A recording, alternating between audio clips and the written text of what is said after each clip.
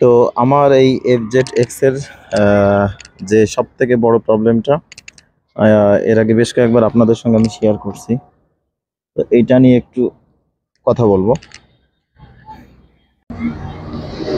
এই গাড়িটার আপনার সবকিছুই আমার কাছে বেশ ভালো লাগছে।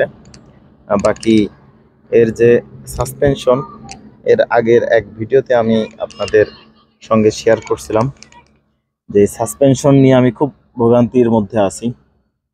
আমি টায়ারের হাওয়া রাখছি হচ্ছে আপনার পিছনের যেখানে 40-45 রাখার কথা, সেখানে আমি রাখছি হচ্ছে আপনার মাত্র 25-30, সামনে রাখছি 20-25, এত কম রাখছি, কিন্তু তারপরেও আমার এটার সমাধান হয়নি।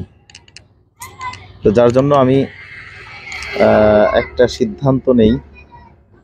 V3-র যেহেতু সাসপেনশনটা খুব ভালো, তো প্রথমে আমি ভাবছিলাম যে টায়ারের এই ধরনের টায়ারের কারণে হয়তো হইতে পারে, এই জন্য আমি V3-র যে টায়ার শেপ, ওই V3-র টায়ারটা আমি এটাতে ইনস্টল করি, কিন্তু তাতে আমার কোনো ফায়দা হয় না।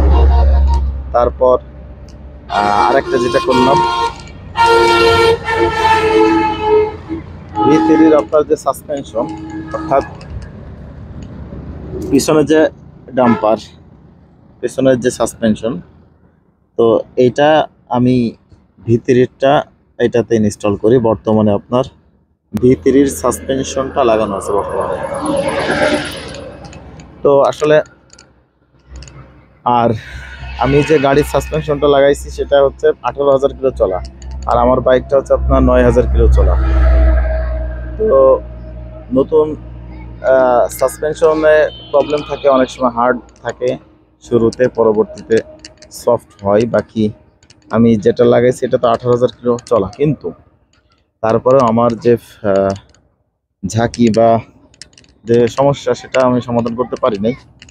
আমার এখনও আগের মতোই ঝাঁকি ফিল হয়, সামান্য একটু কম মনে হচ্ছে, বাকি পুরোপুরি সমাধান হয়নি।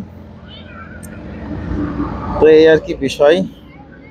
তাই আপনারা যদি এই গাড়ির যে ঝাঁকির প্রবলেম, এখন অনেকে বলতে পারেন যে, অনেকে কমেন্টেও লিখছেন যে আপনার এই গাড়িতে প্রবলেম নাই ঝাঁকির।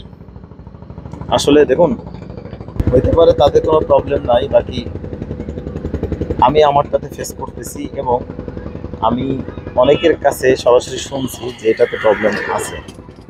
তো আপনাদের মধ্যে কেউ যদি এই প্রবলেমের কারণে এই সাসপেনশন পরিবর্তনের চিন্তা করেন, এটা ভুল হবে, কারণ আমি কোনো ফায়দা পাইনি। আর টায়ারের ক্ষেত্রে টায়ারও পরিবর্তন করে দেখছি, টায়ার পরিবর্তন করে আমার কোনো ফায়দা হয়নি।